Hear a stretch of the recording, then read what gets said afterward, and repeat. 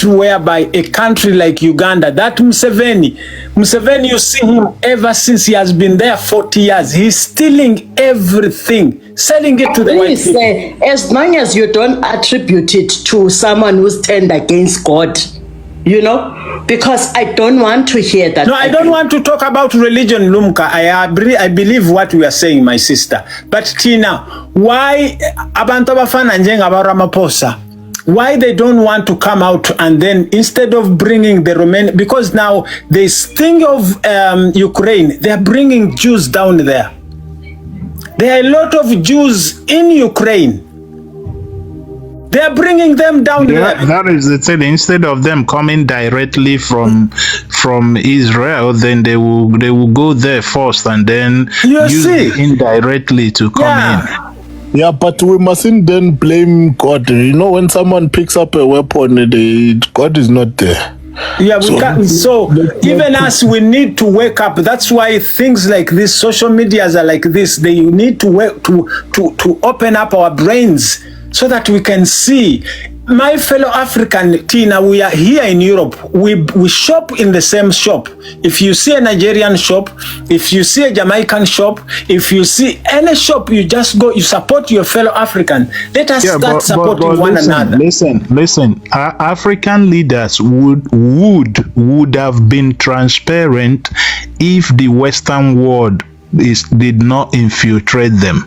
Okay, when you look at any leader in African nation, they is being run by the Western world, and that is why they did that colonization, because whatever you do we revolve around your colony, your country. My brother JCB, when a white man comes to you, he doesn't come by force. He comes to you and he gives you an option.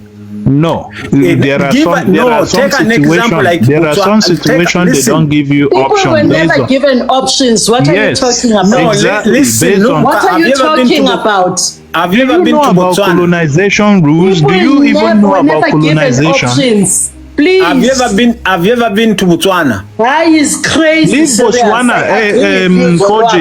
Koji, let me give you an example. You see the way France control 14 African nations, and those 14 African nations is forced to pay colonial money. No.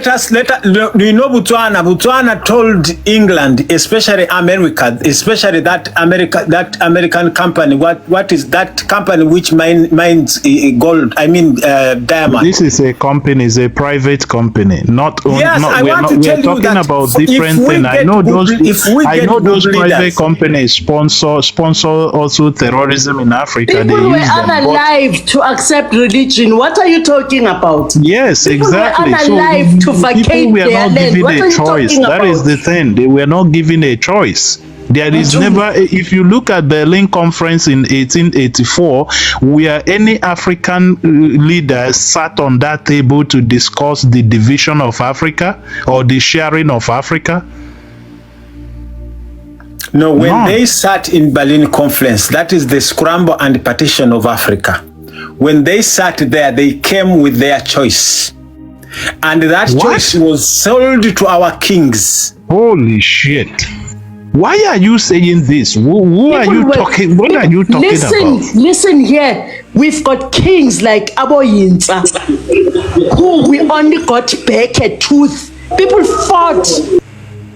Don't come and spread your Patrice Lumumba that got unalived. They gave him choice before they unalive him.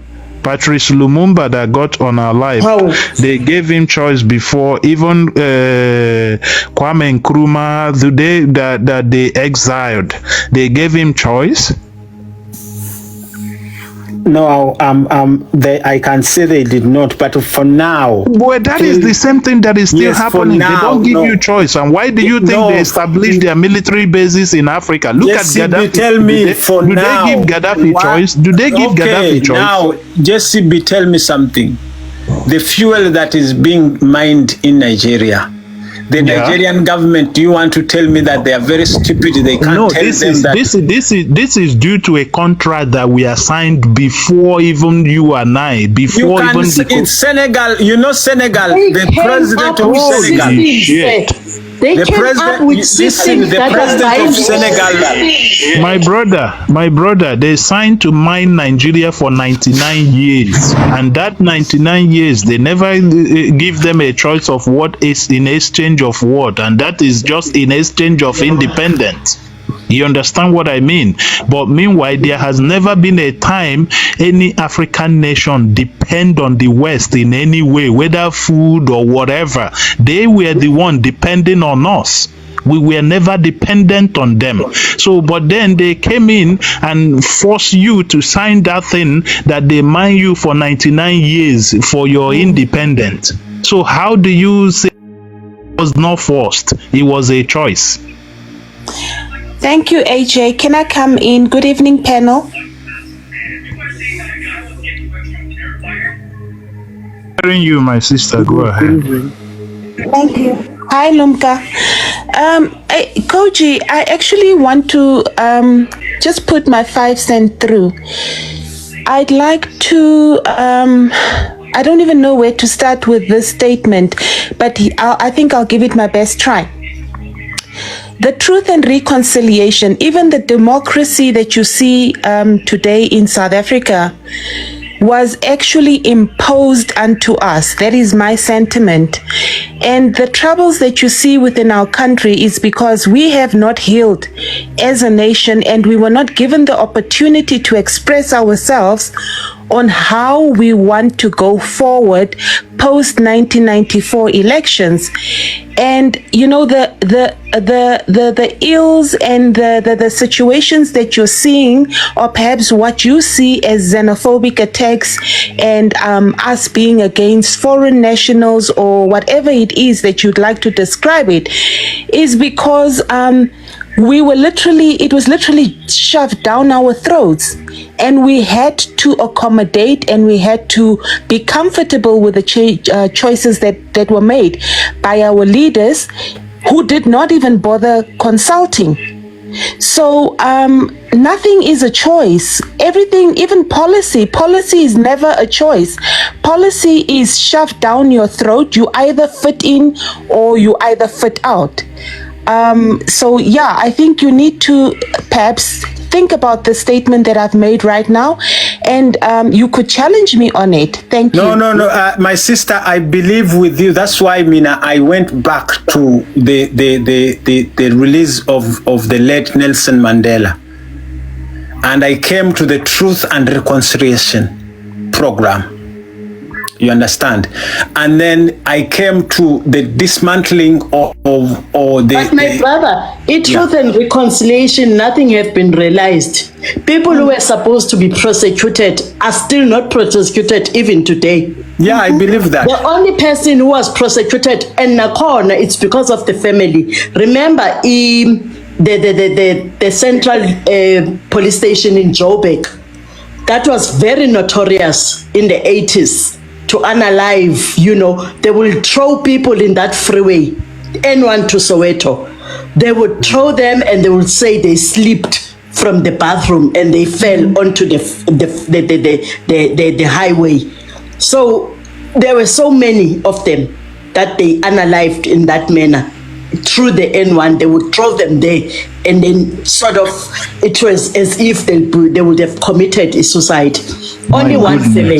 I'm still awaiting for a verdict, you know. So what I'm saying to you, they are still working. They were not prosecuted. Opason refused to go through a truth and reconciliation. Opason who spread HIV in South Africa.